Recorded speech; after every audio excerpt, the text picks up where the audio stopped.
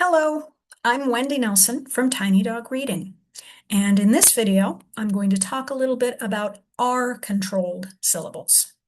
So this syllable type can be a bit tricky, both to read and spell, because the vowel sounds are sometimes unpredictable. Like the name suggests, the R, that letter R in these syllables, is taking control of the vowel and changing its sound. So we're not always going to be able to rely on our regular short vowel sounds or even our long vowel sounds when we're trying to read words that are this syllable type. I don't want to scare you. There are some easy ways to figure out a lot of these syllables. So we're going to go ahead and jump in here. And first, let me share my screen so that you can take a look and see what it is that we're dealing with. So on your screen now, you can see here are all of our consonants. And over here, we have vowel plus R. So these are R-controlled syllables that we're dealing with. We're not going to have vowels by themselves. Every word here, there will be an R that comes after the vowel and controls the sound of that vowel. So let's start with AR, which you're probably familiar with, and OR, which you're also probably familiar with. I'm sure you've seen lots of words with these. So when you see AR in a syllable, the most common sound that it will represent is R, like in the word car or the word farm. When you see an OR, it's usually going to represent the sound or, like in the word horn, or maybe the word form. And I usually like to start with these two, the AR and the OR, because they represent two different sounds. This one is R, this one is OR.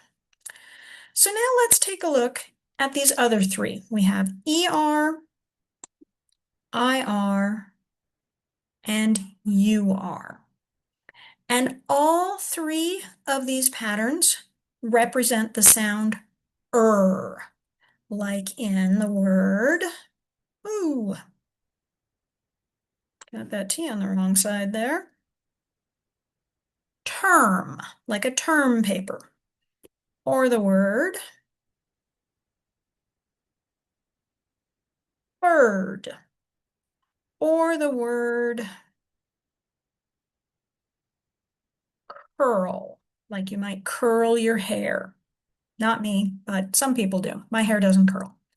So when you're reading words with any of these three patterns, ER, IR, or UR, all of them are going to have that sound in them.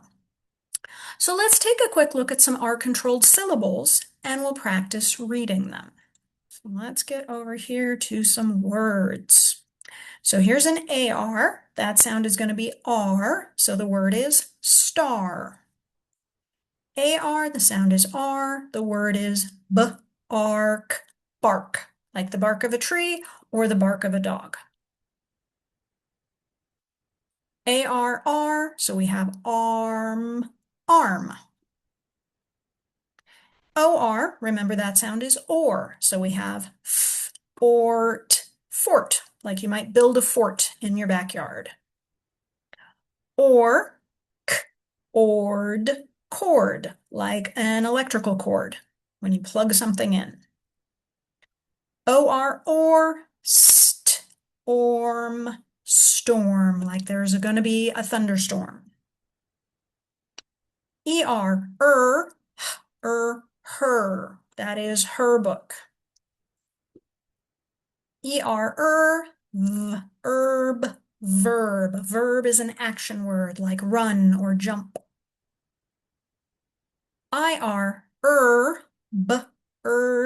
Bird. There's a bird in the tree.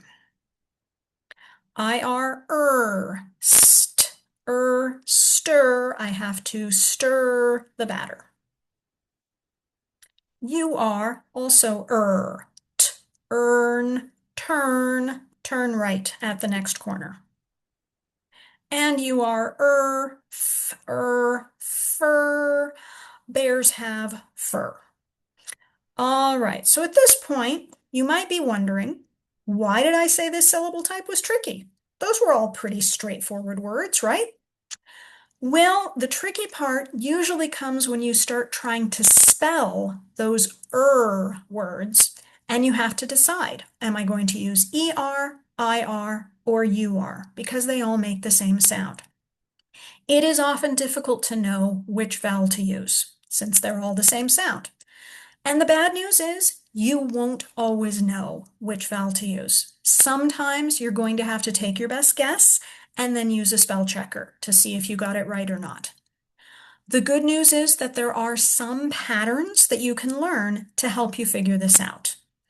So if you hear that sound at the end of a two-syllable word, a longer word, like the word letter or super, it's probably spelled with an ER.